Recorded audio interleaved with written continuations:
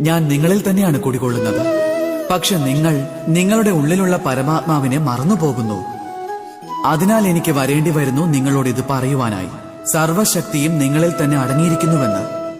പക്ഷെ നിങ്ങൾ എന്താണ് ചെയ്യുന്നത്?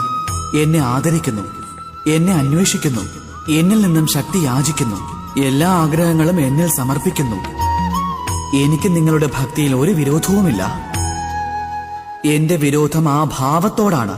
അത് നിങ്ങളെ ദുർബലരാക്കി മാറ്റുന്നു. പരമാത്മാവിനോട് ഭക്തി വേണം, പക്ഷെ സ്വന്തം ആത്മാവിനെയും വിശ്വസിക്കേണ്ടതായുണ്ട്. കാരണം ഈ ലോകത്ത് നിങ്ങൾക്ക് ചെയ്യുവാൻ കഴിയാത്തതായി ഒന്നും തന്നെയില്ല. ഓരോ നരനിലും നാരായണൻ ഉപസ്ഥിതനാണ്. പിന്നെ ഓരോ നാരിയിലും ലക്ഷ്മിയും. തിരിച്ചറിയൂ നിങ്ങളുടെ ഉള്ളിലുള്ള ആ നാരായണനെ. പിന്നെ മാറ്റിമറിക്കൂ ഈ കാലചക്രത്തെ. ഞാൻ പ്രസന്നനാകണമെങ്കിൽ എന്റെ അവതാരത്തിന് പിന്നിലുള്ള യഥാർത്ഥ ഉദ്ദേശം നിങ്ങൾ മനസ്സിലാക്കണം. സംശയം ഉപേക്ഷിച്ച് നിങ്ങൾക്കുള്ളിലെ ഈശ്വരനെ കണ്ടെത്തൂ. അല്ലാത്ത പക്ഷം കല്ലിനെ പോലെ ജീവിക്കേണ്ടതായി വരും. രാധേ രാധേ.